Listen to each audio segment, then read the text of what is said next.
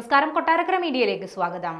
Palestine അനുകൂല പ്രക്ഷോഭങ്ങളിൽ പങ്കെടുത്തതിനെ തുടർന്ന് US visa റദ്ദാക്കിയ ഇന്ത്യൻ വിദ്യാർത്ഥിനി സ്വമേധയാ നാട്ടിലേക്ക് മടങ്ങി. കൊളംബിയ സർവകലാശാലയിലെ ഗവേഷക വിദ്യാർത്ഥിനിയായ രഞ്ജിനി ശ്രീനിവാസനാണ് അമേരിക്കയിൽ നിന്നും സ്വമേധയാ നാട്ടിലേക്ക് മടങ്ങിയത്. നാട്ടിലേക്ക് മടങ്ങുന്ന വിദ്യാർത്ഥിനിയുടെ വിമാനത്താവളത്തിൽ നിന്നുള്ള ദൃശ്യങ്ങൾ US homeland security secretary Kristi നോയും സാമൂഹ്യ മാധ്യമങ്ങളിലൂടെ പങ്കുവച്ചിട്ടുണ്ട്.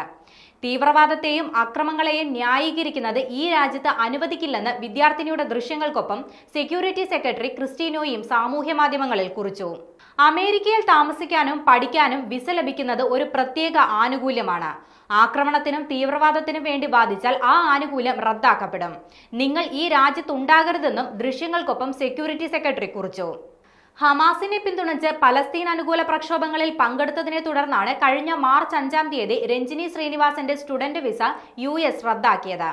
ഇതിനു പിന്നാലെയാണ് അധികൃതർ നാട് കടത്തുന്നതിന് മുൻപേ സ്വമേധയാ നാട്ടിലേക്ക് മടങ്ങാനുള്ള അവസരം ഉപയോഗപ്പെടുത്തി വിദ്യാർത്ഥിനി നാട്ടിലേക്ക് മടങ്ങിയത്.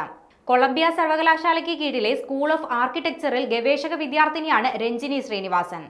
അഹമ്മദാബാദിലെ സെന്റർ ഫോർ എൻവയോൺമെന്റൽ പ്ലാനിംഗ് ആൻഡ് ടെക്നോളജിയിൽ നിന്ന് ബിരുദവും ഹാർവാർഡ് സർവകലാശാലയിൽ നിന്ന് ബിരുദാനന്തര ബിരുദവും നേടിയ ശേഷമാണ് രഞ്ജിനി ഗവേഷണത്തിനായി കൊളംബിയ സർവകലാശാലയിലെത്തിയത്. പലസ്തീൻ അനുകൂല പ്രക്ഷോഭങ്ങളിൽ പങ്കെടുത്തതിന് കൊളംബിയ സർവകലാശാലയിലെ മറ്റ് ചില വിദ്യാർത്ഥികൾക്കെതിരെയും നേരത്തെ നടപടിയെടുത്തിരുന്നു. കഴിഞ്ഞ വർഷം കൊളംബിയ സർവകലാശാല ക്യാമ്പസിൽ നടന്ന പ്രക്ഷോഭങ്ങൾക്ക് നേതൃത്വം നൽകിയതിന് മഹ്മൂദ് ഖലീൽ എന്ന പൂർവ്വ വിദ്യാർത്ഥി US-ൽ അറസ്റ്റിലായിരുന്നു. ഇയാളുടെ ഗ്രീൻ കാർഡും അധികൃതർ റദ്ദാക്കി. ലേഖ കോർഡിയ എന്ന വിദ്യാർത്ഥിനിയും പലസ്തീൻ അനുകൂല പ്രക്ഷോഭങ്ങളിൽ പങ്കെടുത്തതിന് US-ൽ അറസ്റ്റിലായിട്ടുണ്ട്.